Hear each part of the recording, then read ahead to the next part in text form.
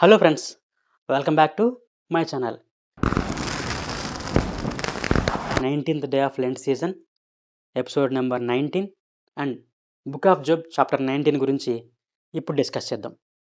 ఈ చాప్టర్లో యోబు తన నోరు విప్పి ఏం మాట్లాడుతున్నాడు అనే విషయాల్ని నేను 4 పార్ట్స్గా డివైడ్ చేస్తున్నాను.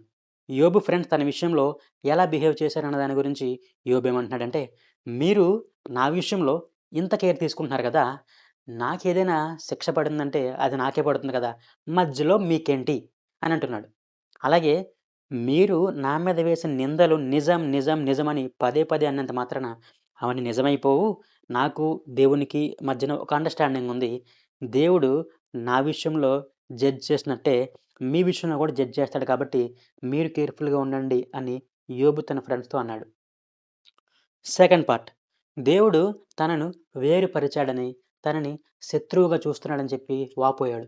ఎలాగైతే దేవునికి యోబుకి మధ్యలో మొదటగా ఉన్న సంబంధం ఇప్పుడు లేదు. ఎందుకనంటే దేవుడు యోబు ప్రార్థన మనవి వినట్లేదని యోబుకి క్లియర్గా తెలుస్తుంది.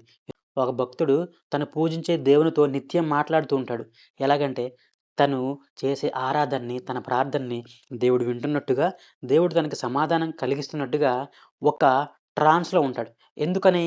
తను హ్యాపీగా ఉన్నాడు కాబట్టి, తనకొచ్చే ఆశీర్వాదాలన్నీ కూడా దేవుడే ఇచ్చున్నాడని చెప్పి, తనకి ఒక ఫీలింగ్, ఒక డివోషనల్ ఫీలింగ్ ఉంటుంది. ఉంటుంది గదా!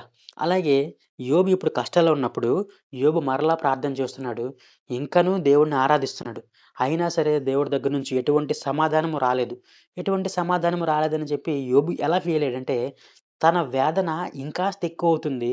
తన బాధ మరింత పెరుగుతుంది గానీ, తనకి ఆ ఓదార్పు రావట్లేదు. ఎప్పుడైతే దేవుడు తను ప్రేమించిన వారికి ఓదార్పునిస్తాడు అని నమ్మి ఒక భక్తుడికి అటువంటి ఓదార్పు దేవుడి నుంచి రాలేదో, తన కష్టం తీరలేదో, దేవుని దగ్గర నుంచి తనకి సమాధానం రాలేదని ఒక భక్తుడు ఫీల్ అవ్వడం it's quite common.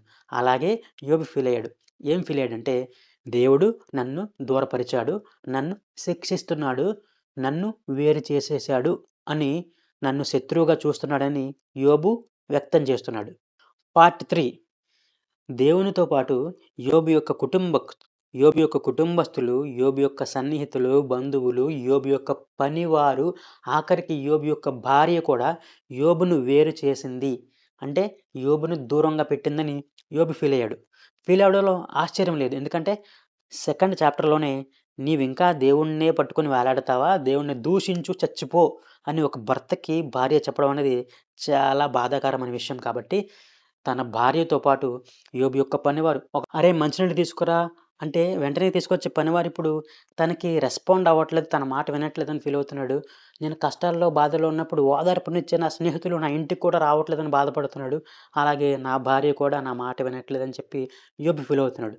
And finally part 4 ఏంటంటే, యోబుకి ఒక నిరీక్షణ ఆధారం ఉంది. అదేంటంటే, నేను చనిపోయినా సరే నా దేవుడు మరలా భూమిపైకి వస్తాడు. నన్ను పునరుద్ధరీకరిస్తాడు. నన్ను మరలా పైకి తీసుకెళ్తాడు అని ఒక హోప్ అనేది యోబుకుంది.